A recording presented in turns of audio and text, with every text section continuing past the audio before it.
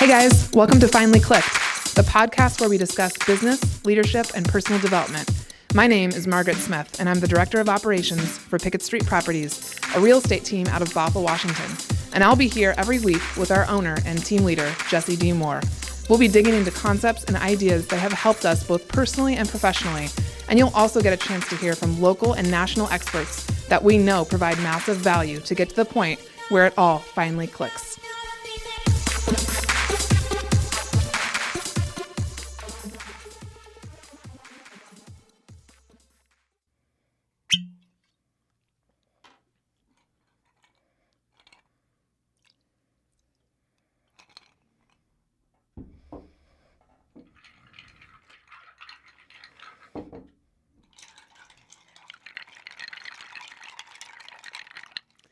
You know what that means.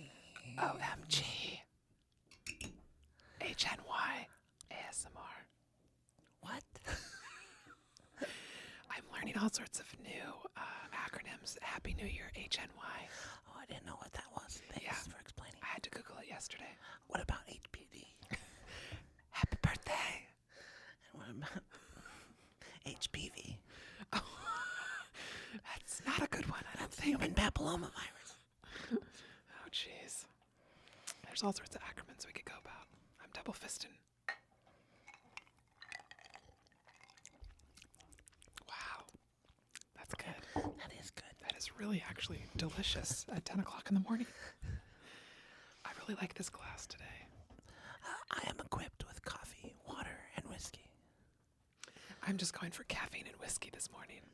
Straight. No hydrating. No, none. Just gonna go for total F that water. overwhelm. Water makes me dull. Wow. I'm so glad we're doing this today, this episode. As you were saying earlier, I feel random as fuck. Our random AF. Yeah. We're doing initials today, too. Okay, perfect. I can make that the title. Can I? Random AF. ASMR and random AF. Oh my god. Can we talk for a minute about that coin that we got in the mail? Okay, people probably want us to talk regular now. Do they? I think so. Let's ask our audience. Okay, audience, prepare yourself for normal modulation. In 3, 2,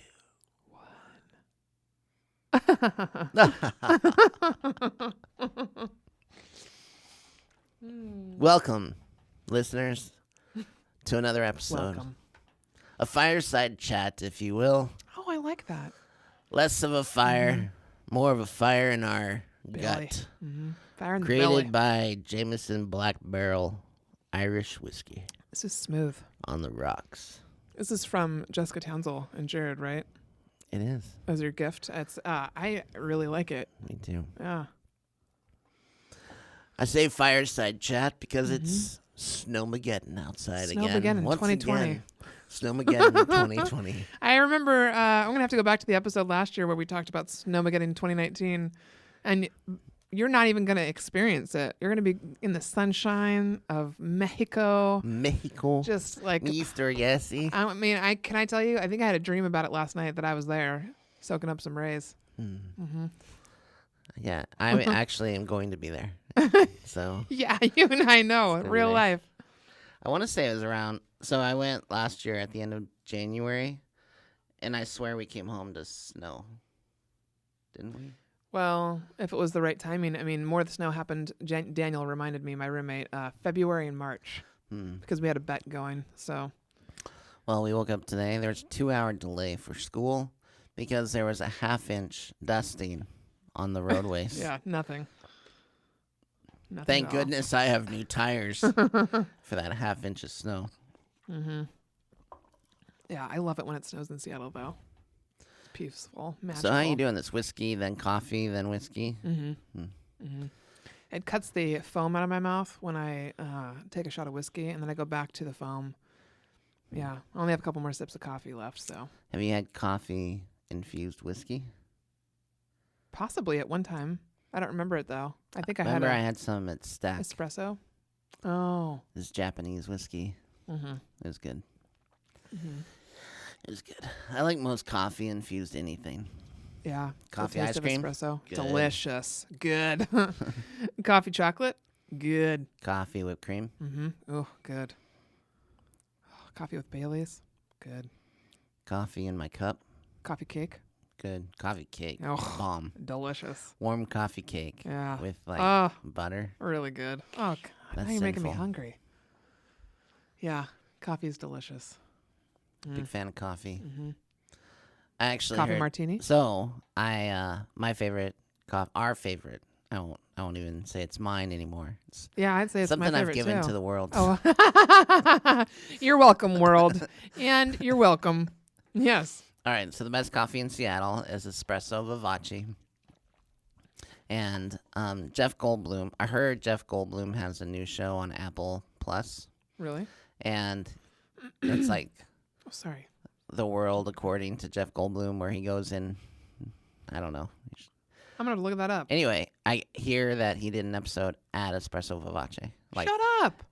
saying it's one of the best places in Oh, the cool. world to get coffee. Okay. In the world, Yeah. dang. And Well, it's, I feel like I don't know if you experienced this, but as my palate has grown and I've tried other coffees from around the country and places, I feel like they're consistent with their flavor, which is a lot for me to say because I don't feel like I have the best palate. But they're consistent and it's not overly sweet, which I really appreciate too. And I feel No. like sometimes, and I'm a Starbucks girl. I love my Starbucks, like, however, sometimes it does come a little burnt, like consistently. And I don't enjoy that as much. yeah, well, I feel like I'm a it's, coffee snob kind of a little bit. I guess that's right if I'm Seattle.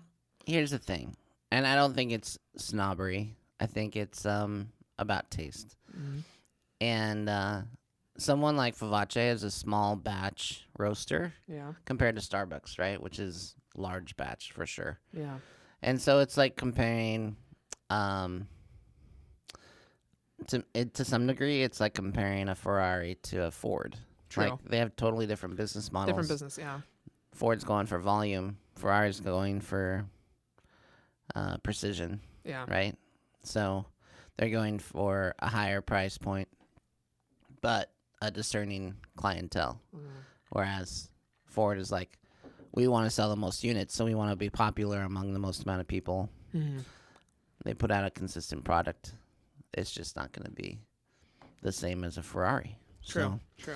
Espresso Vivace. That's really cool that one of the best in the world. He named it. And here's a little hint for those that aren't in our neck of the woods, but you like coffee. If you go to Espresso Vivace's website, you can order bags of their coffee, like a pound of coffee, Yeah.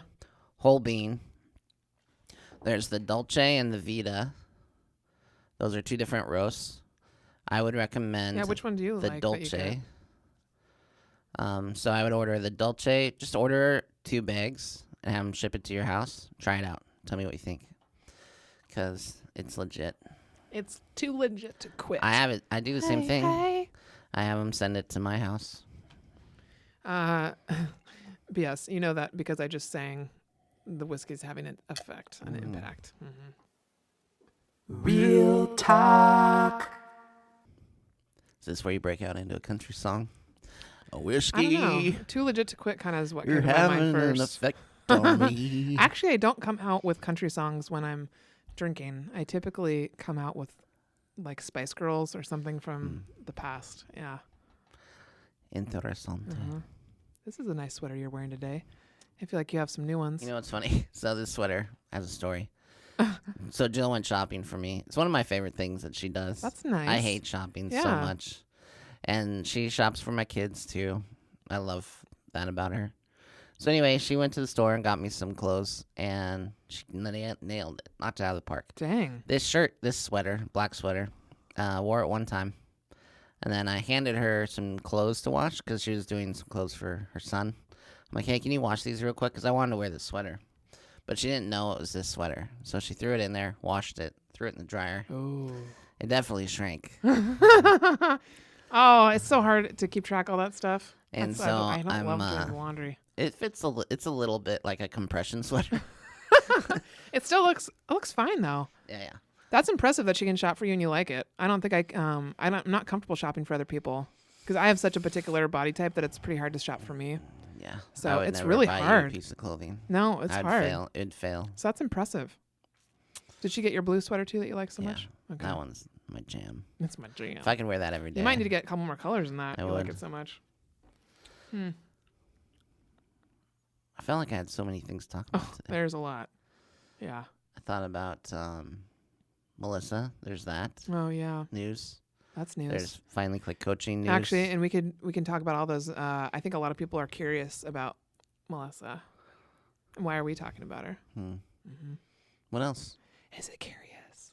What's So curious. Coaching. I'd love to talk about coaching. I'd also like to talk about what I feel like is happening right now. I feel like there's a shift happening. You're writing these things down? I'm writing We're them gonna down. forget. I know. Oh, I better write the other one down. I also think we should talk about 411s, like meetings, coaching, mentoring.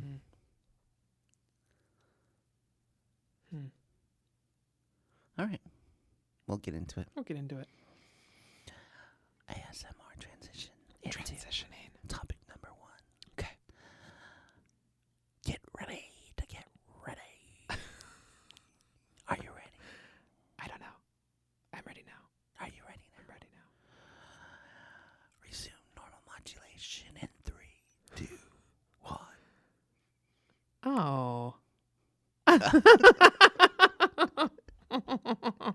And we're back. I like how you act like a Disney bunny just popped out to say Yes. hello, and you're Oh.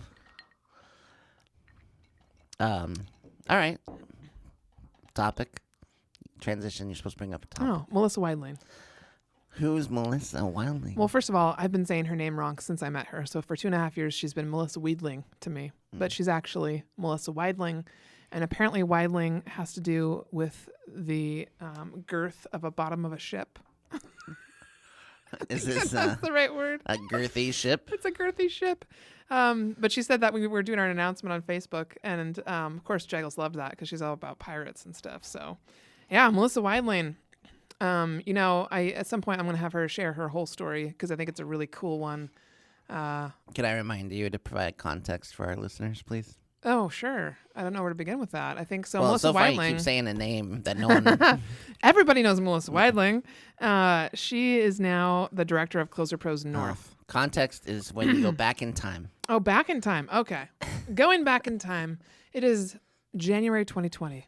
I first met Melissa when she came to an admin mastermind here at the Keller Williams Bothell office. She was introduced to me through someone in the industry, and she was looking for support.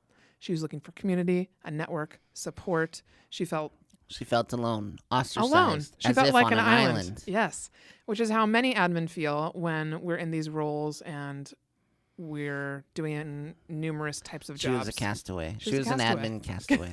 So this was probably about 1.5 years, 2 years ago. So she started coming. Yeah, would you say it was about 18 months ago? Oh, God, yes, I would. 18 months ago, she started Interesting. coming to her. And now let's remember that Melissa Weidling comes from Bellingham. So from Bellingham to Bothell, she drove to our admin mastermind, which is once a month for 90 minutes. Wildling? Sounds like she comes from north of the wall. Probably. You don't know what I'm referencing, do you? God. It's a Game of Thrones reference. Oh, my word. She probably knows if you that live, reference. There is this, North of the wall. There's this, not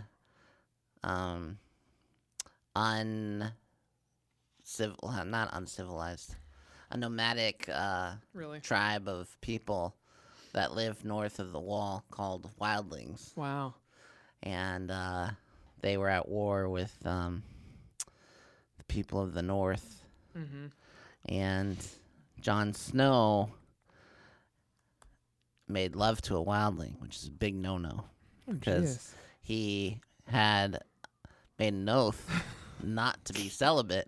So not only did he break his oath to be celibate, but he slept with the enemy. Wow. This is certainly an ASMR and Whiskey episode. So it's like sleeping with the enemy met That's exactly how I think of Melissa Weidling. Game of Thrones. Yeah. And that's how I describe Melissa Wildling. That's perfect.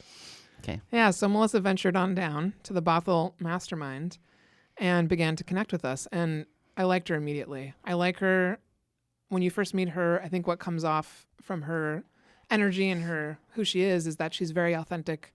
She's very much a learner. Excuse me. And she is in constant curiosity. And I love that about her. And so about 6 months into knowing her, I had my 3rd annual Pacific Northwest Operations Retreat. And I said, Melissa, you have to come. I feel like you're going to go through so much change. Did she only come to the last one? Yes, she's only been to one. Oh, where I spoke for a minute. Yes. Yeah. And she loved it. She loved when you spoke. She was in the back of the room at the lodge in constant state of utter amazement. She was like, I can't believe I'm here. I can't believe this is happening. I can't believe all these people. There's this community. Where have I been? And she was undergoing like this massive shift as we were watching her. And the cool thing is, the part that I wanted to tell is like that... a shapeshifter? Yes. From that retreat up until now, she has gone through more change than any admin or I would want to even say person that I know in my community right now. She opened herself up to it. She went after it. And then she took action. And I'm so proud of her. And I can't say, I tell her all the time. And I think she's beginning to understand it now because as she's shifted from being an EA for a team up there to now being director of Closer Pros North, she has had countless people come up to her, give her high fives, say they want to work with her, tell her how awesome she is.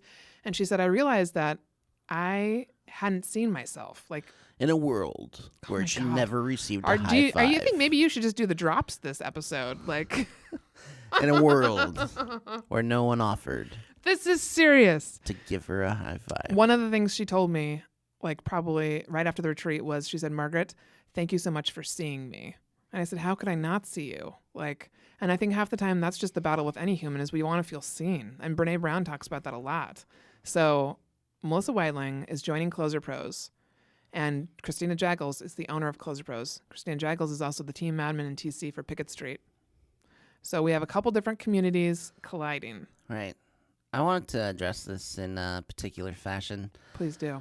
I can't wait. I'm speaking to the Rainmakers a little bit for a second and saying I can understand. Well, I think we should hit something head on, which is Rainmakers often pay to send their admin or DOO to your retreat, correct?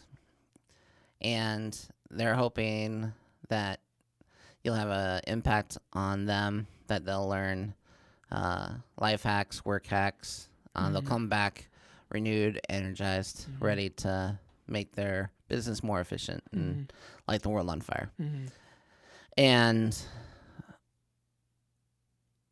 with Melissa leaving her team that supported her in going to your retreat, I think this is something we should approach and talk about to a degree, because it's not like Melissa was sniped. It's not like you saw Melissa and said you're working for me and then this was a 12-month campaign or whatever, 8-month campaign to pull her over to this side. You equipped her, sent her back to her team, and then what? And then she started having some of the hard conversations. And so obviously I respect her team. I respect her team owner. I respect her. And so I'll let her talk about that if she ever wants to. But she started using some of the skills and things that she learned from the retreat. And a lot of what I think she would say that the retreat did for her was help her realize her value and her worth. And it really had most of an impact on her personally, I would say. And you can't help but, we talk about it on the podcast here a lot, how the personal and professional are all intertwined. They're all intermingled. And so when something starts to have an impact on you personally, it's going to roll over into your professional life and world. So I certainly, there's plenty of admin who have come to the retreat and gone back and are doing amazing things in their businesses. Anna Parker is one of them. Well, I just want to be clear for a second. Do you feel like she is equipped to go back and to revolutionize things for that team? Like in her role, she was ready and able and willing for sure to take the things she learned and implement them. Yes. And yet, if people go back to their team and they find infertile ground, or an unwillingness to change or adapt or try new things, now the genie's out of the bottle. Like you can't. That's a great way to put it. Melissa can't go back to her old way of thinking. She can't deny what she's seen. And it's like me seeing the MREA model for the first time. I went and shadowed Fred and Kevin down in Arizona. and I wanted to learn about short sales. I ended up seeing a MREA team in motion for the first time. And once I'd seen it, I couldn't unsee it. Yeah. And at times I wish I could unsee it because now I had this passion and I couldn't go back to doing things the old way. Well, it's like your bumper sticker awareness is a bitch. And so I think what I've seen a lot in the admin world, and this was not the original purpose of the retreat is to bring awareness, help people get awareness and perspective and community, which oftentimes leads to different awarenesses. So what I see happen over and over again is that admin or operations or chief of staff or whomever are growing and growing and growing, and they're going insane because literally they're throwing their head against the wall and they're like, I'm doing what I think I'm supposed to be doing. I'm doing what other DOOs are doing from across the nation. And for some reason, my team's not on board. And then they stay there and they stay there and they stay there. Right. And they stay there. Where their value and their worth and their self-confidence goes down because they think they're the problem. And then when their skills could be so much better used on a team that's willing to go alongside them. And so my goal is not to remove people from teams for sure. Right. And that was, Melissa went back and absolutely used a lot of the different things she learned at the retreat with her team. Well, this is like any employee, any hire, that if you don't create value for somebody, they're going to leave, period. And that's just a natural evolution in business. I would say that with that awareness, Melissa couldn't ignore it anymore. No. Her own voice, her own desires. Yeah. And the way that the Closer Pros model works, she's going to be somewhat self-employed, Very much so. 1099 employee. Self-motivated, and it's going to be dependent on her actions. And which has been what's so cool to watch is she's never had that experience before, and already in the couple of months of knowing her as she transitions, her self-motivation, she's doing things that other people haven't done. I've had conversations with other admin where they then leave that spot with me, whether it be on the phone or in person, and then don't take any action. None. Melissa's taking action. She's getting her license. She's talking on a TC panel this week. She's met agents from around her office. She's already doing much more than what other people do. And I think I love it, and it's given me so much joy. And I have to remind myself to tell her that because I can get down, and I have a hard time. Margaret can get down. I can get down. But I'm watching these people, and they want to talk to me. They want to talk to you. They want to talk to admin. They want to, learn, take. And then they don't do anything with it. So Melissa's one of the few that I tell her, like, I'm watching you. Like, people are watching you. And it's really impressive because I've watched so many people do nothing for so long that it can make me really angry. And so she gives me some hope again that there are people out there who will actually want to do better and embrace more and change themselves. Well, and the other thing I want to charge the Rainmakers with is Melissa's example, as I understand it, was she did try to go back and change some things and do some of the things we talk about. Yes. Reading books. For sure. Doing a regular team meeting. Having structure to that team meeting where you talk about taking ownership, best part of your week, and gratitudes and stuff. And what's the reason I bring all this up is one of the things she was most excited about that we're allowing is she's allowed to attend our team meeting with us. And we're doing that because she's a new person in our universe to some degree, and I want her to have an understanding of the inner workings of our team. And I want to expose her to how we do things because I can see her leading a team in the future. Yep, totally. And so we had our team meeting this past week. We're in between books, so we didn't do a book discussion. But we did our normal process, which is best part of your week, gratitude. And then we did scripts practice since we had extra time, which she had never seen before, and it kind of blew her away. And she came out of there lit on fire. Like she was smiling ear to ear. She was happy. She laughs. If you think Margaret laughs a lot, I think Melissa laughs more. Well, and she snorts. So when we were talking to her a couple months ago, she was down here, and she and I were laughing together. And someone came in, and they were like, "Oh, I my know. word!" The two of you can't sit in a room together. It'd be no.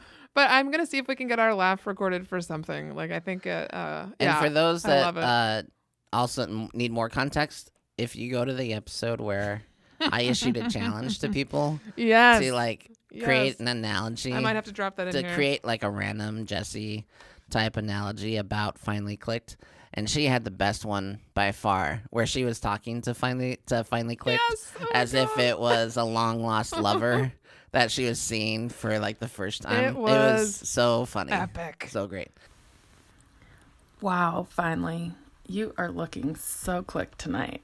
Like, everything is just falling right into place. And it is working for you. First, I just have to say that I feel so lucky that I found you. Like, what? I always look forward to our time together because I know I'm going to laugh, I'm going to learn something, and I'm going to get motivated. I appreciate all that you contribute to our relationship. You're always a step ahead. You're well prepared and willing to dig deep to make sure we're both growing together. You've always got something clever, insightful, and valuable to say. You introduce me to fascinating new people, and you keep things interesting by jumping down bunny holes every once in a while. Those are exciting times. I mean, just when I catch myself giggling with confusion about when sharks have fins and when they have tendrils or if they're really just cat claws, you swoop back in and envelop me in a swath of context. I love your consistency and how you keep things spicy with that ASMR box. And more than anything, I appreciate the way that you're so willing to be open and lead by example. You're generous with your knowledge and experience, and it teaches others how to be vulnerable, brave, efficient, silly, and successful. I'm truly honored to follow and subscribe to you. Happy birthday. Oh my God. And so she's working for Closer Pros. It's a new ambition of hers. This is a new thing for I'm her. super excited for her. And I wanted to talk about the fact that we're not out there sniping people. No. But when you build a safe place for admin, you know, They a want natural to talk to byproduct them. of that is that we're going to be able to People want to work with us. work with these Yeah. people to Yeah. some degree. Now, I think I just want to make sure that Rainmakers are aware that everything we do is to benefit your business Mm-hmm. and for them to take these things and to implement them in your business. Mm-hmm. But if you don't give them an opportunity to do that, they're going to they'll find a way to do it somewhere. Mm-hmm. And so 'Cause you they'll have need- to follow up this level of awareness Yeah. with action. Absolutely. Well, that's what the retreat, what I love about it is it gives these folks a chance who feel like they're on an island to all of a sudden meet 40 other people from around the country. And we find these admin who are out there doing things that we didn't know were possible. And I remember several people talked to her there and they were like, why aren't you able to do that? Or this is what we do. And so suddenly you gain perspective and you realize what's possible. And like you said, when you realize what's possible, you can't unsee that. Right. So yeah, I love that lady. Well, welcome, Melissa. Welcome Wilding. to the synergy of I don't care how you say her name from now on. It's Wildling to me Wildling. because she's a Wildling. She's north of the wall, yeah, which is so funny because she couldn't be further from She couldn't be further from an Right. actual Wildling. yeah. Yeah, because they're like, fiery and killers, hunters. Oh God, yeah, that's not her. Warriors. She's a killer of love, like meaning she loves love. Okay, Yeah, I'll take your word for it. yeah.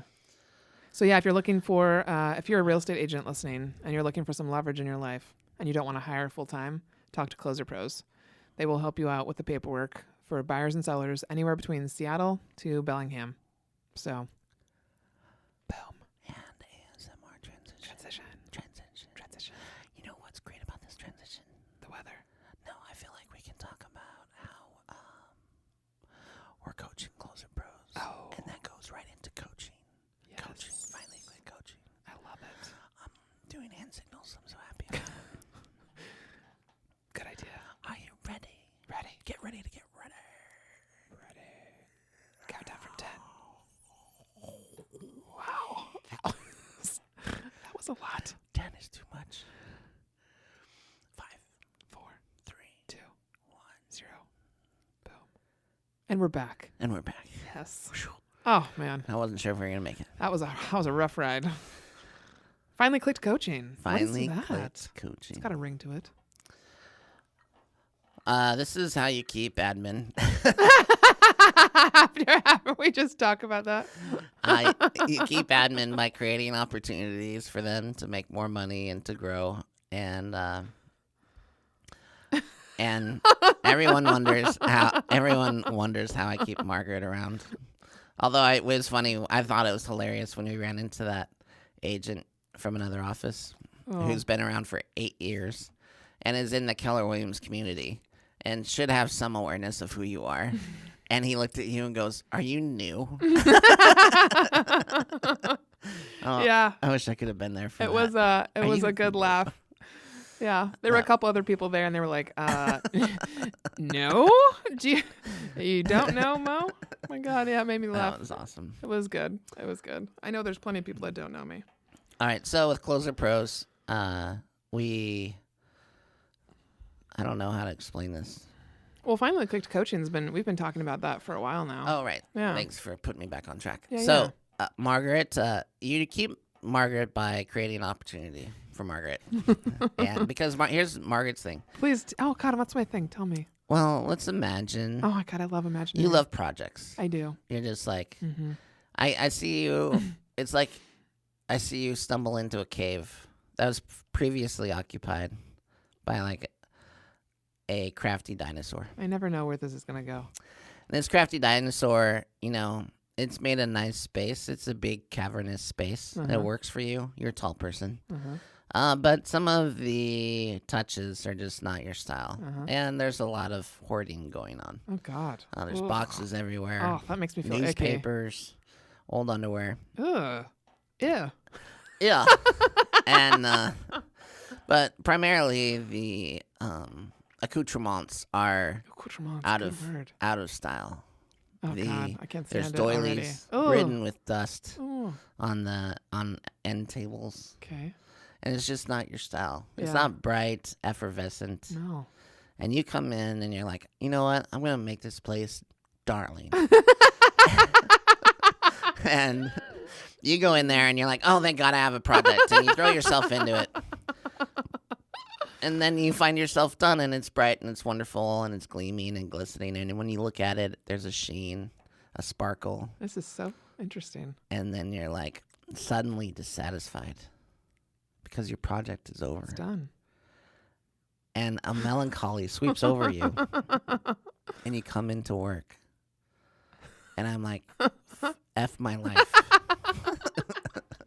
Because Margaret she's finished the project and now I have to deal with the aftermath. Which is I have to divert your attention from this inward spiral that is sure to happen otherwise. And so That's hilarious. I will never forget when I first found the house, my tree house, and you were like, "Oh, you're going to be on this one for at least a year." I was like, "Oh my God." So, as we discussed how to expand Margaret's world, our world together, I was a maps coach for a period of time. And what's MAPS? What is MAPS? For context. Okay. Keller Williams Coaching Organization. That was easy. And I was a MAPS coach for a period of time. I never was trying to be a coach. It was kind of forced upon me. Yeah. And though the clients that I had, I feel like I made an impact. You're a natural coach. And I quit coaching specifically so that the non-compete could lapse, 12-month non-compete.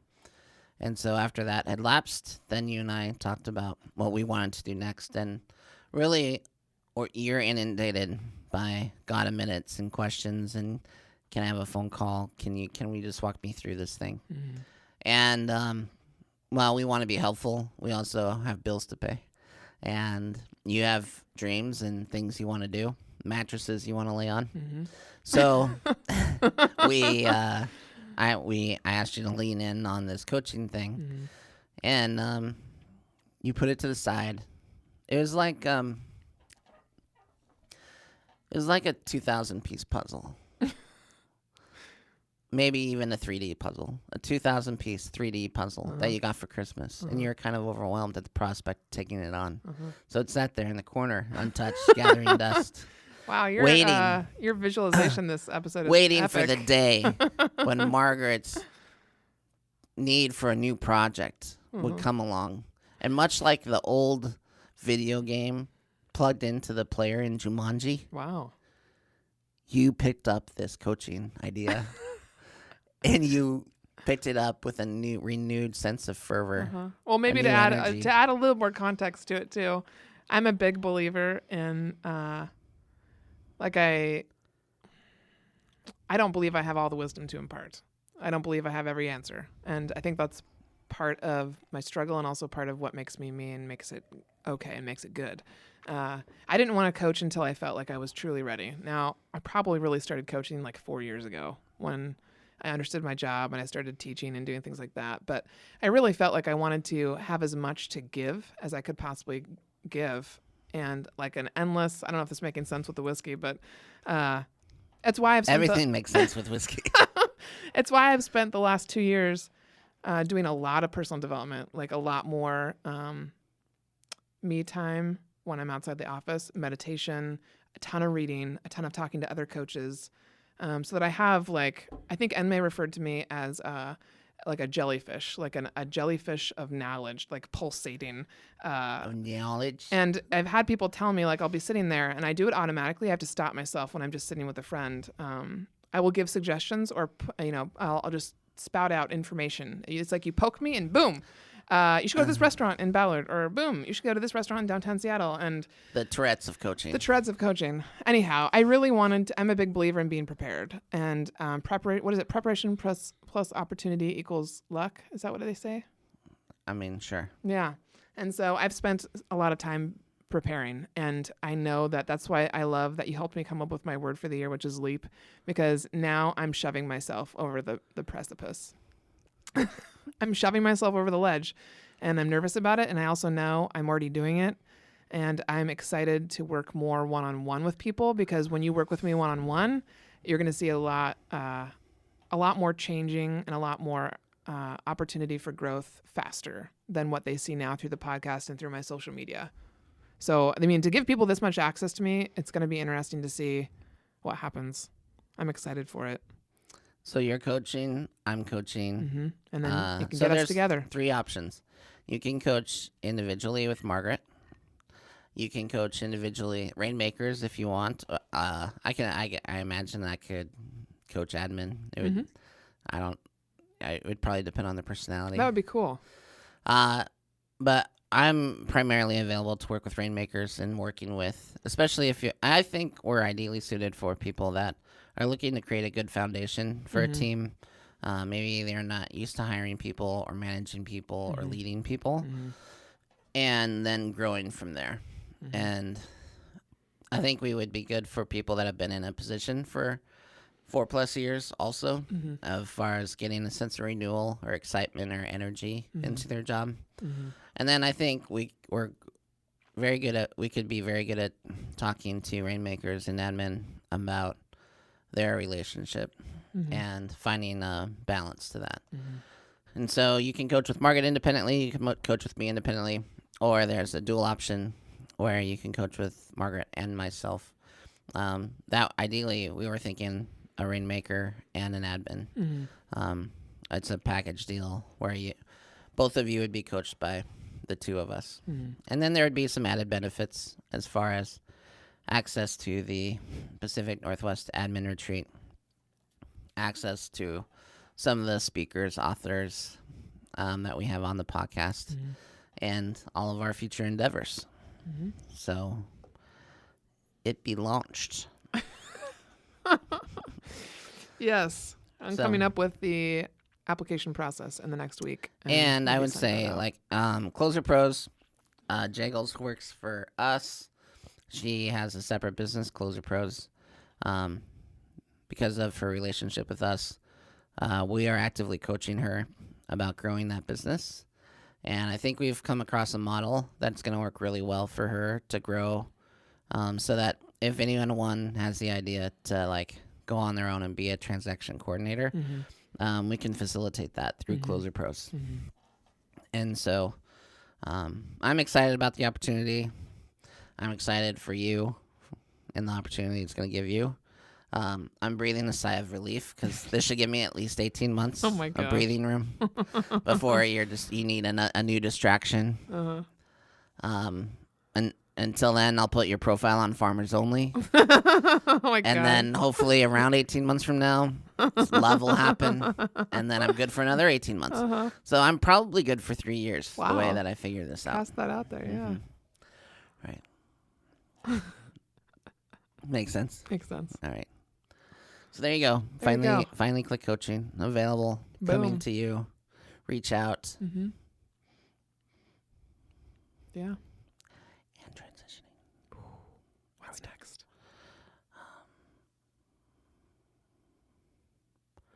Oh, I know what. Yes.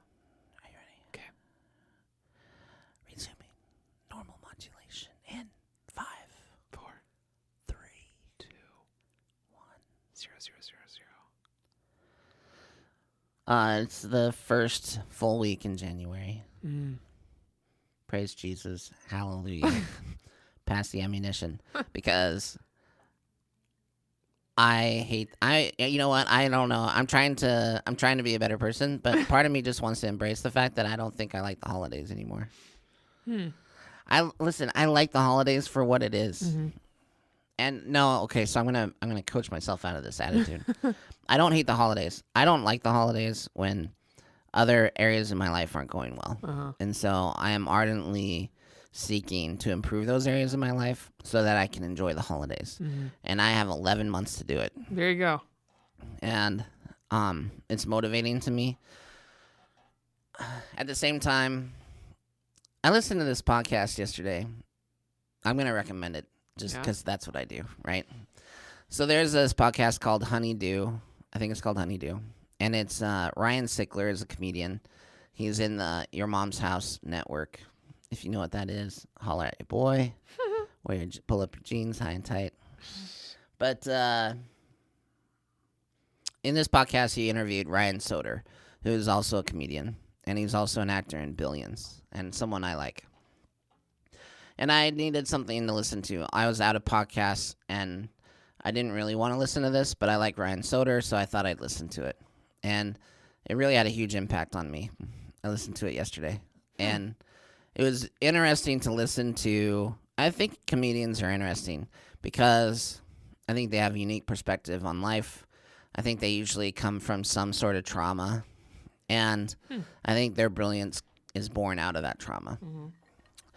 And me being a traumatic dude, it works for me. And I was listening to that podcast, and I was having a lot of ahas as I listened to it. Because they were both talking about going through childhood trauma and then being an adult and then seeing how that childhood trauma still affected them today. And then realizing it and affecting change so that they could be better.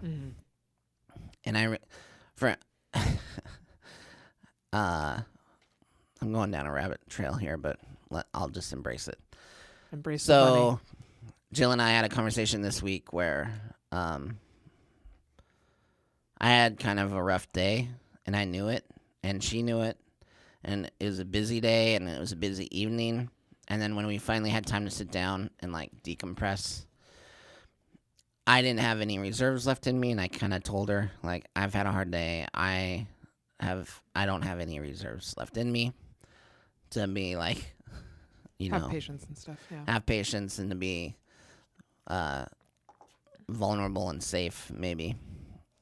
But there's things you have to talk about that come up with your family and your schedule and everything else. And so something came up with our kids that we needed to talk about, and she and I were on the same page. And then she kind of leaned in on it. And I'm like, why are you doing this? Because we agreed. We're on the same page. And now you're pushing to talk about how we're not similar in other areas of this conversation, right? But our initial conversation, we're on the same page. We're in agreement. I don't have reserves. I don't want to fight. I don't want to, like, go in a place that I would feel uncomfortable because that's not the place I'm in. I want to feel safe and protected and sound. And she wasn't meaning anything by it. She wasn't attacking me. And yet I took it that way. I took it as an attack. And this is a common thing for me. and I think you know this. I think you've seen less of it, but you know how I can unpredictably blow my stack. Mm-hmm. And it's not really like so bad. It's just unexpected that I go from being normal to like agitated and frustrated and exasperated in 2 seconds. And as she explained it, she calmed me down. She was able to say, hey, listen, I'm not trying to like say any of these things. I'm trying to say I understand you. And because I understand you, I've modified, my behavior and the behavior of others and the expectation of others' behaviors based on who you are as a person. Wow. And I really struggle with this idea that I feel like I can always be better. And at the same time, it's tremendously hard work to change the fabric of who you are. And that fabric, for me, there's traumatic points in my life where that's sewn into my fabric of my being. And I have to rip that apart and take it out and then sew it back up. And that's painful and hard work and draining for me. It's interesting that you talk about this because we're reading Dare to Lead by Brene Brown for our admin mastermind. And I was finishing my reading last night, and Brene talks about just that in a different manner. She says, she uses a different kind of visual. She said, think if those of you grew up, if there's some of you out there that grew up in homes where your parents taught you gratitude, compassion, empathy, and perspective, you should go tell them thank you right now. And for the rest of us that maybe didn't experience that, every single day we have to learn how to take our armor down and reprogram ourselves, essentially. Because she puts it this way, in which if you go through and experience a moment like you did, where your armor then goes up because you're immediately going into defense. You want to protect yourself. You want to protect what you know might happen because that's what like you said, that's what was sewn into you. It's a constant evolution and battle, I think, to rewire your brain and rewire the rest of your body to follow what you know is the truth, but has never been your truth before. So I think I know you've shown me, and for people that are close to you, that it's possible, and yet the journey is not over, and it's probably will continue for a long time. Well, and there's times I want to give up. There's times when I want to be done. It's exhausting. There's times where, so mastery is an asymptote, is something that Good to Great says, which is mastery. An asymptote is a line that moves forever closer to the axis without ever touching it. So mastery, what that means is mastery forever moves closer and closer to mastery, but you never achieve it. It's you're always a degree away from knowing everything. And so there are times when you're like, oh man, I've been doing this and I've been working so hard that I think I'm done. I'm at my limit. And then in that moment, what I realized in talking with Jill is like, and then in listening to take it back to that podcast, what was interesting about that podcast is how they talked about their childhood trauma and then therapy, and then how they realized like they would lash out unexpectedly, or they would go from fine to exasperated in 2 seconds. And a lot of that is due to like a fear of abandonment and that usually comes from childhood trauma where you were abandoned or someone died, and you felt abandoned or whatever the case is. That is definitely an issue with me. And it was nice this week when this happened for Jill to be like, hey, so there's a weird dichotomy here that I'm trying to talk about, which is it gave me hope and it gave me energy to like, again, flex and push in on being better. Because she told me, I understand that this is your wiring and this is how you're wired. And because of that, I'm going to try to be in control of the environment so it doesn't stress you out. My history has kind of been, hey, you're an ogre, you're difficult, you're an ogre, and because of that, get better. And until then, quit making excuses, and until then, figure it out versus someone like modifying the environment around me so that I can still have peace and rest. Does that make any sense? Yeah, totally. And the reason I'm bringing this up is because through the holidays, going back to me not liking the holidays, the reason I don't like the holidays, if you haven't figured it out, is I like to be productive. And so in real estate, there's a natural cycle, and you can flex and you can do more work and you can make it better. And I am constantly in a struggle to not be too demanding during that season because I want to work and I want to be productive versus taking them a step back and spending that time with family and enjoying the season. I don't know how to do it. I don't. I'm admitting to everyone here, I don't know how. I tried. I thought this year I did better. I thought I did better about putting that, just swallowing the stress and moving forward, pushing each leg forward and moving like a zombie through the holiday and pretending like people didn't notice. Yeah. And then I talked to you and Jill after Christmas because that's when I can't talk about it until it's over. And then it's over, and I have this tremendous sense of relief. And wasn't I great? And both of you were like, no. Both of you were like, no, I think this might have been worse than usual. And I'm like, oh, I thought I did so much better, for insulating people from my own neuroses and my own depression and my own feelings about the holidays and my own sense of self-worth being tied to production and everything else. Well, and this is a great example. This is a great piece to talk about so openly because there are many owners of companies who go through the same thing, not just in real estate, but in other industries where maybe they're like in real estate, it does slow down between Thanksgiving and New Year. People are doing holiday things. They just think it's not a great time to buy or list when actually sometimes it is actually a fabulous time to buy.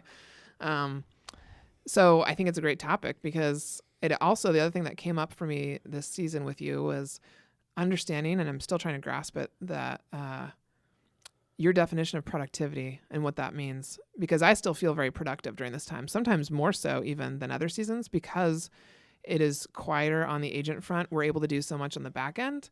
But productivity for you is different. So there's the struggle to be productive, but then also, so produce and get checks and get money. But then on the other side, you have what you were just talking about, which is balancing that and understanding that maybe this is a time to step back and be with your family and enjoy it. So I think you're on the quest to finding it. I think what is going to help us get there is what we're doing together right now, which is building the business. Because honestly, I think it all has to do with having the reserves to feel the comfort. It's more than that, though. If I lose my track, say Daniel, and it'll bring me back on track, okay? Because I'm not going to rant for a second, and there's a good chance I'll forget why. Yeah. You don't think reserves would solve that? No, reserves. We have reserves. And this is my point. We have reserves. I have reserves. Is it ever enough? In the past 4 years, I've always been stressed at this time. Yeah. It's not just reserves. And I set the expectation with everyone during this season that some of the things that are normal expectations change. I don't normally do 411s and cash talks as frequently because I want the freedom to be with my family. And I want everyone else to have the freedom to be with their family. And there is a control freak inside of me. And during the holidays, it's hard because as the business owner, I feel like, I'm giving days away. Because I'm letting people take the day off before Christmas, the day after Christmas, the day before New Year's, the day, you know what I mean? Like, depending on when the holiday lands during the week. And then our production, I just want to be gracious and go stay at home. And at the same time, it kills me because I run on production. And these two states are always a little bit in battle with each other. So here's what I mean by that. The reason it's not reserves is this reason. And the reason we're reading the next book we're reading is for this reason, too. So we're going to read 10X by Grant Cardone. Grant Cardone, I'm not going to give you his history other than he I don't know a lot about him, but I've read up on him more in the past year. And the one thing that he said that totally resonated with me is that he never felt more poor than when he had $1 million or $2 million in the bank. Mm-hmm. And I totally understand what he means. And I don't think everyone would understand what he means. But it means that if he had nothing and I had nothing growing up, and when you have nothing and then you have money in the bank, you almost change everything about how you operate to protect that money because you've never had it before and now you have it. And so then you change everything you did in getting that money to protect that money. And it's actually the opposite of what you want to do. You don't want to build a fortress around $1 million or $2 million. Yeah. And that's what Grant was trying to say, is that he never felt poorer than when he had $1 million or $2 million because it kept him from taking risks. It kept him from using that money to leverage up. He lost all the play, all the fun that he had in creating wealth. He lost it all because he was holding on to it so tight. And so he realized that the only way to grow was to risk everything, basically. Was just to be, you know what? I came from nothing. I can do it again. And then he puts that money in play and he puts it at risk and it elevates him. And he grows tremendously. And now he's got a private jet, and he's got a huge business, and he's a giant thinker. And it's that same thing that good's the enemy of great, right? And so that's why we're reading his book next, is because I don't want to get trapped in the mentality of someone who has money but is terrified of losing it. Yeah. You remind me of, so I wish I'd brought my book in, because Dare to Lead, again, there's a section where she quotes an author, and I can't remember his name, so I'll put it in the show notes. But he gives a chart. He shows the dichotomy, and I don't know if that's the right word, but the dichotomy for entrepreneurs that they go through. And that he says basically you have to be good at dealing with extremes. So dealing with times of a lot of money, dealing with times with no money, dealing with when you feel a lot of angst, when you have no angst. It's like it's a chart of like 12 different things. And he said, in order to be successful, entrepreneurs, the best ones, get really good and comfortable with the two extremes all of the time.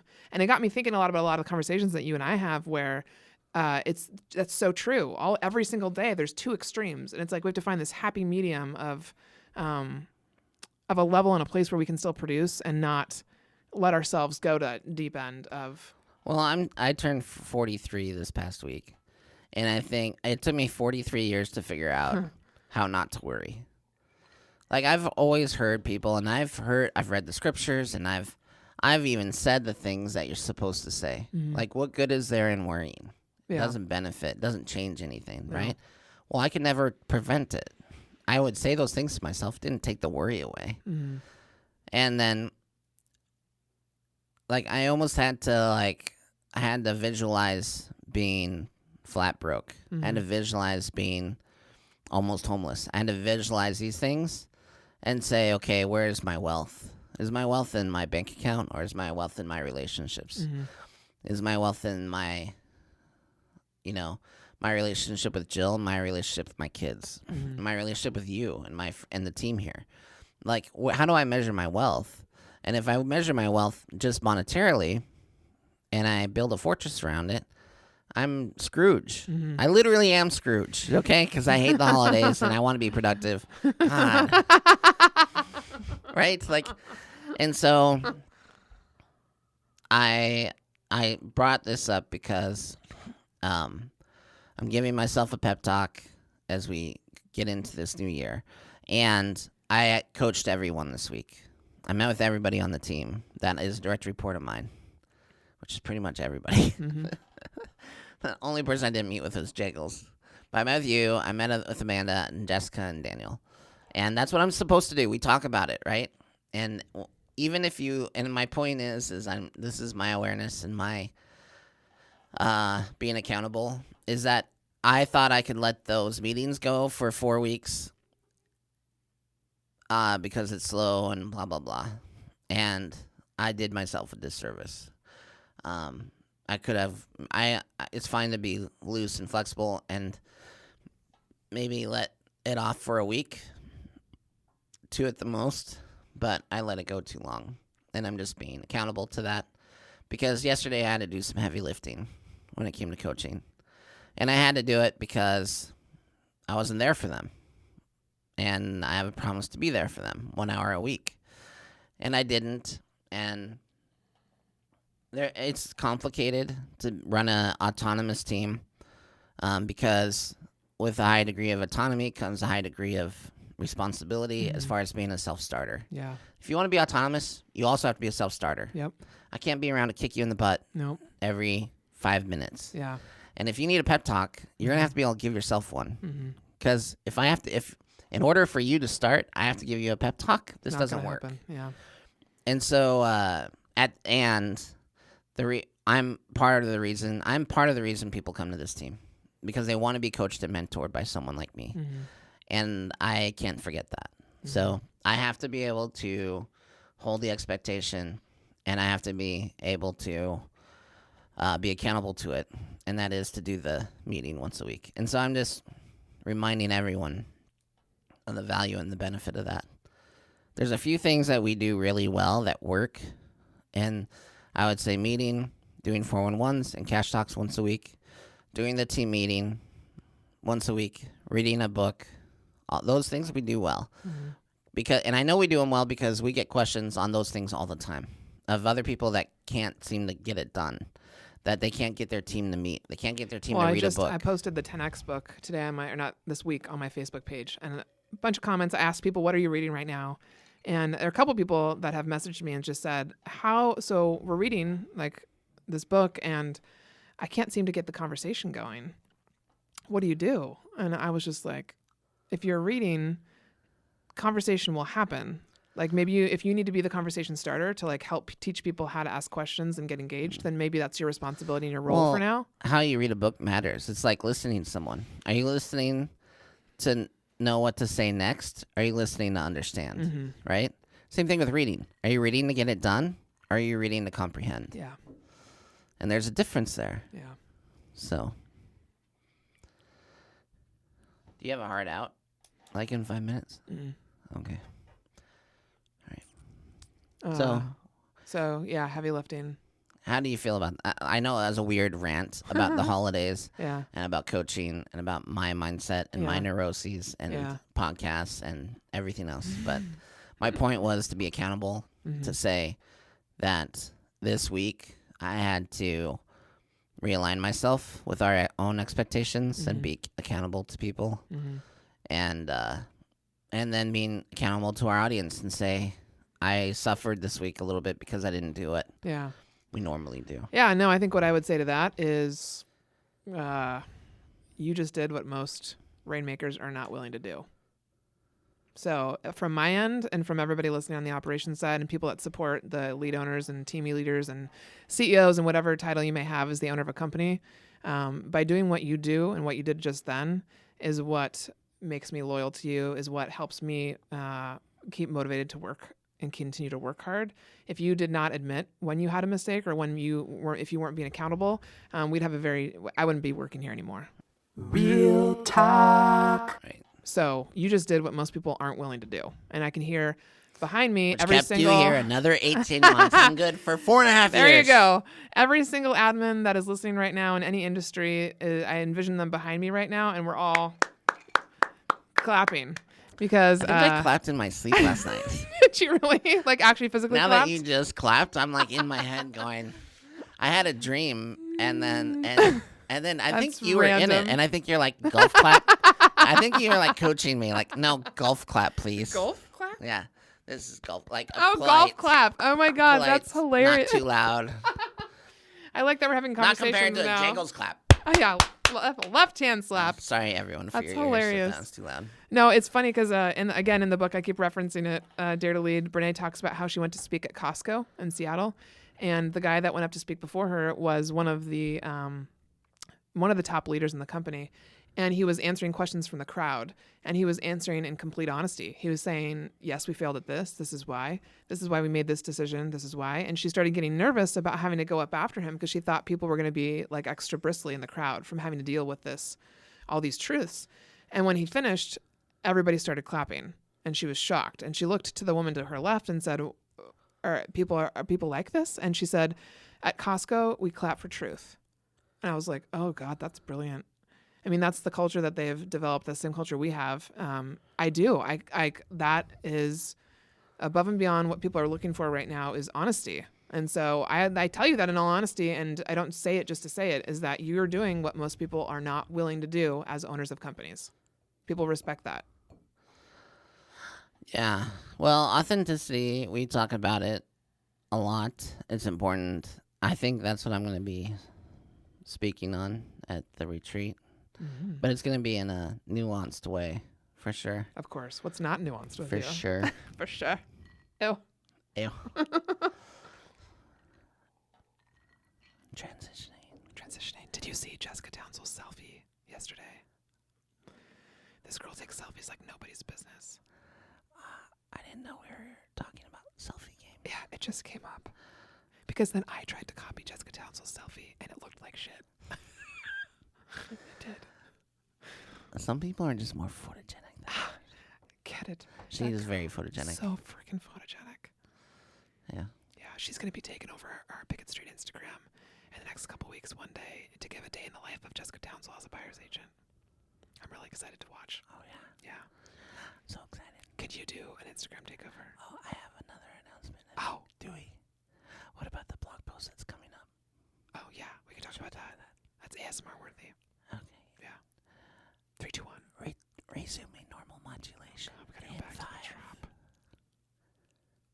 4, 3, 2, 1, 0. I think I just spit on the mic. One further announcement. Yeah, I guess it's Friday. Is the blog post hitting? Not until you get back from Mexico. Oh, really? Yeah, because we want you to review it. Should And we we're talk about making sure the this? tear sheet's ready. Or should we tease them? Okay, a tease is always good. Tease? A little something, something. Oh, some. Man. Or we wait. Maybe we should talk about it. We can talk about it. It's not that newsworthy. I mean, it's cool. It's cool. It's cool. I need a drink, so talk it up. Okay. How much you want me to say? Just speak so I can drink. A tip for you guys from the book that we're reading again, Dare to Lead for the Admin Mastermind. Brene talks about a process that they use in her business that I really like, and it's a way to ask for clarity. And she says something like, let's paint the picture. So let's say she tells someone on her team, they're traveling together, and she says, hey, can you get me a couple situational ideas that we could use for tomorrow's workshop? I really like some fresh, ideas before tomorrow. He or she will say, can you paint that picture for me? Or what does that picture look when it's done? I forget what the exact phrase is. Anyhow, this prompts them to have a conversation about what that means to her. So what that means to her is that she wants some ideas by 8 p.m. that night, and she wants them typed up in her email in a certain way. But if he or she hadn't asked that question, they wouldn't have known when does she need the project done by, what does it look like to her, all these things. And so anyhow, I think I'm going to start using it with you. All right, will you drink that real quick? Oh, we're doing a toast? Oh. Finish your thought, your statement. Oh. So anyhow, I think we do that pretty well now. It's taken us years to perfect it. And but you always knew in the very beginning that once I had clarity, I would be able to act. And so clarity is kind, as Brene says. And people that are in the operations roles often need clarity in order to take action. And so I don't think sometimes people that don't think that way don't realize that if you give someone clarity, they'll get whatever project you have for them done 10 times faster. Oh, my goodness. Than This if they is don't. the number one. First thing I learned about having an admin. Mm-hmm. Number one hack is you have to tell them why. Period. Mm-hmm. You can't just tell someone to do something. If they're a good admin, you have to tell them why they're doing it. Can I help you? Did you find? I think I'm missing the key. Oh, it's probably in the Might be in door. my office. That's okay. Anyway, Tell them the why. And you tell have them, to tell them why they're doing it. Yeah. And you don't have to do it all the time or multiple times. You just No. have to do it one time. Yeah. Is walk them through the process of why they're doing it. Mm-hmm. Because that's how their brain works. Mm-hmm. And it's also what's going to help you more. Like, right. Then when I tell you something I can and you run with understand it. how you're more. Let me ask you this because I don't know the answer. You were very intentional about understanding my brain and how I think. Do you think other admin are that way and that's why they need to know the why? So that they can put on that ownership way of thinking? No. No. That's just you. Yeah. Okay. So what's, as someone who's a high S, what's the reason for, explain the reason why knowing the why is so important to you to do your job effectively? Well, so when you give me a project, like one we were going to talk about, I am constantly, it's like a puzzle in my brain, like the 3,000 piece puzzle you were talking about earlier. I'm not thinking about just that project. I'm thinking about all the things it mixes with. I think about our hiring process. I think about our weekly schedule. I think about all the different ways that everything affects each other, because what I'm looking at is I'm looking at one big process in my brain and how to make it as efficient and perfect as it will ever be. And it's constantly evolving. And every time you give me something new, I'm sliding that piece of the puzzle into the rest of I picture it kind of like a railroad track. And if it doesn't fit in, it's going to bump everything around. You know those slide puzzles where like one piece is missing? Mm-mm. You know, it's like a square and Yeah. there's individual pieces, but you can only move a piece one spot. Oh, I don't think I've done that before. No. You don't know what I'm talking about? Uh-uh. Have you ever watched Survivor? Yeah. They played on Survivor. Oh, really? Where Oh. the map's it's mixed up, right? And you have to make it look like Okay. what it is. Like what it is. I've seen But that. you have to move pieces, but you can only move them one spot. space. Yes. Okay. Okay, that's kind of what I feel like you're saying. Yeah. Is I'm adding stuff Yeah. to your puzzle, Yeah. but it's not where Yeah. it goes, Yeah. and you have to move everything around to make it Yes. fit. And as an owner and with the way that you think and operate, just different personality style, you may not understand what I'm doing, which I think is oftentimes where a lot of the miscommunication happens for a lot of people, is that because you don't understand how my brain, you hired me to do the part that you can't do, essentially, right? Like your brain doesn't work like mine. Now, in this situation, your brain is actually rather systematic.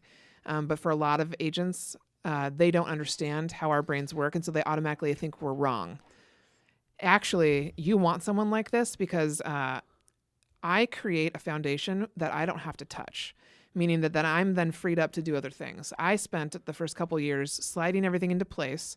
For example, we were working on a listing yesterday. I actually went through the listing and did it with Jaggles for the first time in probably 4 years. What I noticed were some holes where if someone didn't get notified of part of the process, they wouldn't be able to continue.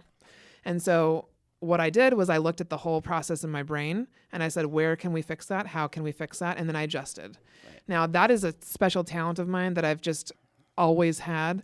And I've gotten way better at communicating to you what I'm trying to do. But in the beginning, I was learning. And I was not only learning for the process, but you're right, I was learning because the more I know how your brain worked and what you wanted, the less I would have to talk to you, which again is always a goal of mine. Right. And I remember you saying it was a successful day if you didn't have to talk to me. Yes. I get that. Okay. We're going to toast. I had to pour more whiskey because we were done.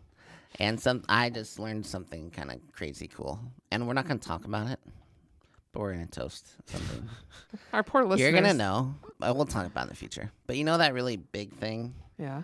That kind of happened in the past week that was unexpected and then, but we're still kind of like holding our breath and waiting to see. I'm getting it back today. Oh God, you're getting it, but it's not back yet. I just got confirmation it's coming back today. It's coming back. Is it coming back? Yes. I don't know. It doesn't matter. It's coming back. It's still alive, baby. That's fantastic. All right, and we're gonna close this episode by talking about, since we're doing random AF episode, we have a new program we're launching.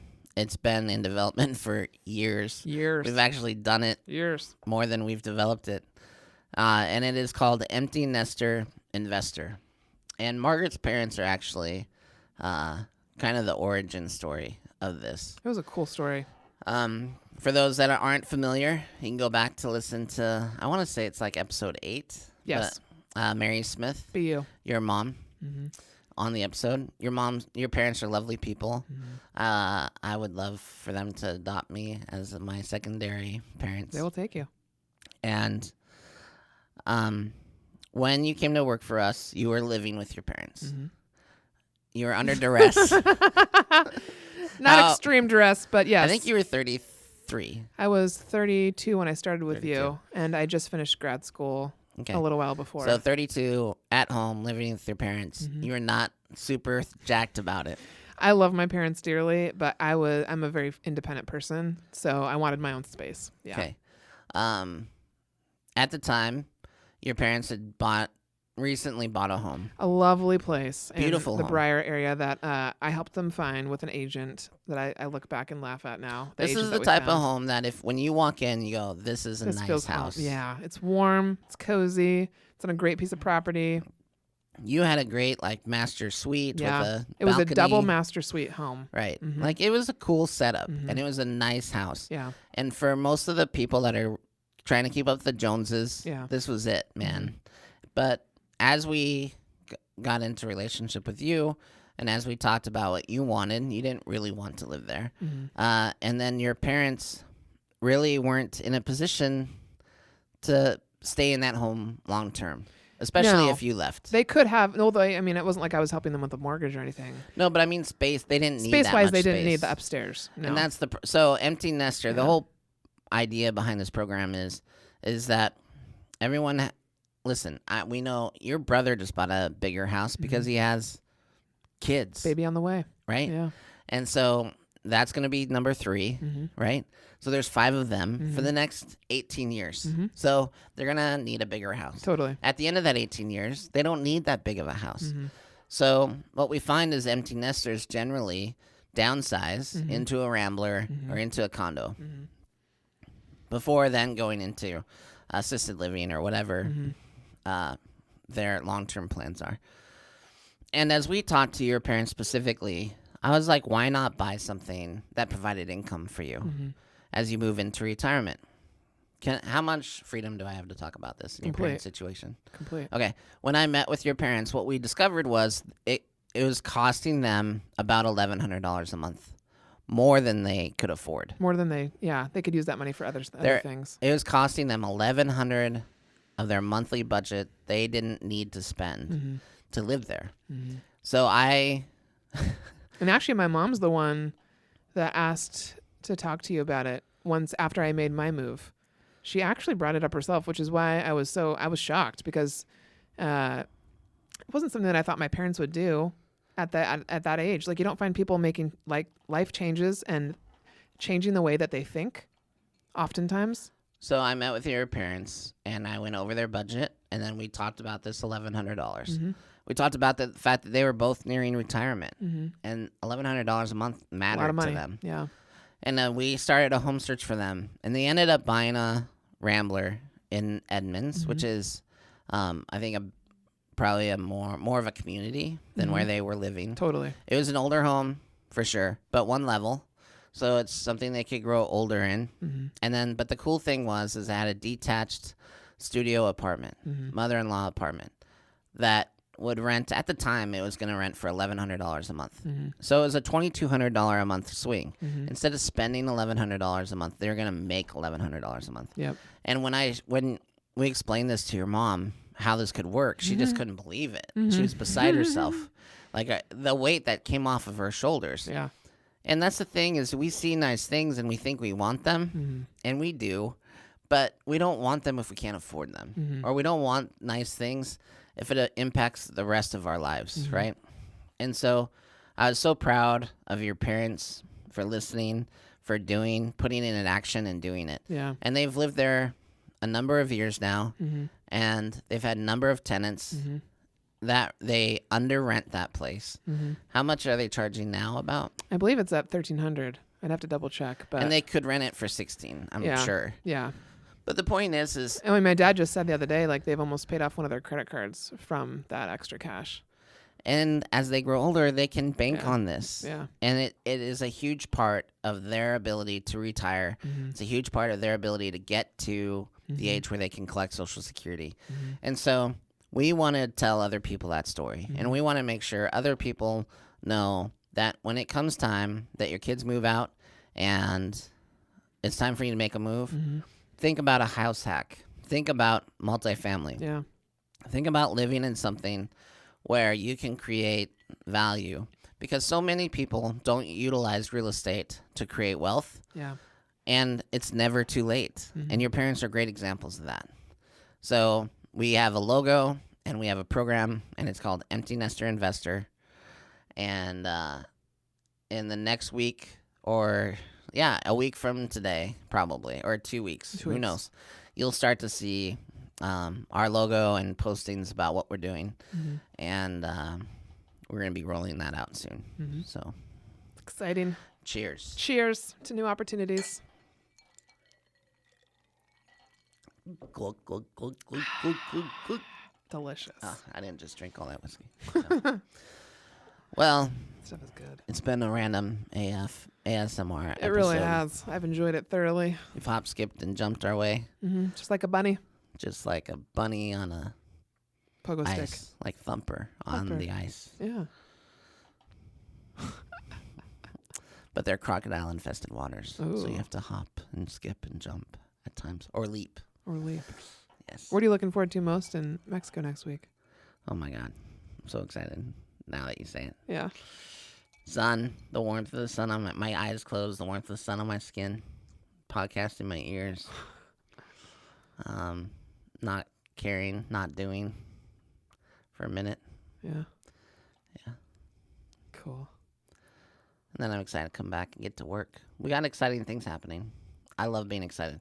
Last night, Jill had to go to bed early. Jill messed up her schedule on accident and thought she was working Saturday when she was working today. Oh, no. And didn't realize it until like 6 p.m. Last night. So we had to move things around for kids and stuff. And she went to bed and she sent me a nice text like, I'm sorry, this was all unexpected. We had to scramble to make everything work. And I'm like, I just listed $1 million+ house. I'm in a warm house with my bride-to-be. I'm happy. Yeah, I'm good. Yeah. Don't worry about it. And I'm happy to be going into vacation with some momentum. We have some great momentum happening. It's all the things we've been talking about are coming to fruition. Makes me excited. And there's enough of an edge on it that I'm excited to like really soak up the sun and get some relaxation in, because we got some big things to do when we get back. So that's what I'm excited about. Cool. And I'm going to read some books, maybe. It's so hard to read a book when you're in the sunshine It is. because, So bright. so bright. And audiobooks are so easy. Podcasts are so easy. Yeah, we'll be sending you pictures of Snowmageddon 2020 Right. while you're there. I'll be sending pictures of palm trees and Oh, sand. jeez. All right, Margaret. I feel like we should bring this to a close. Okay. I don't want to trail on into infinity.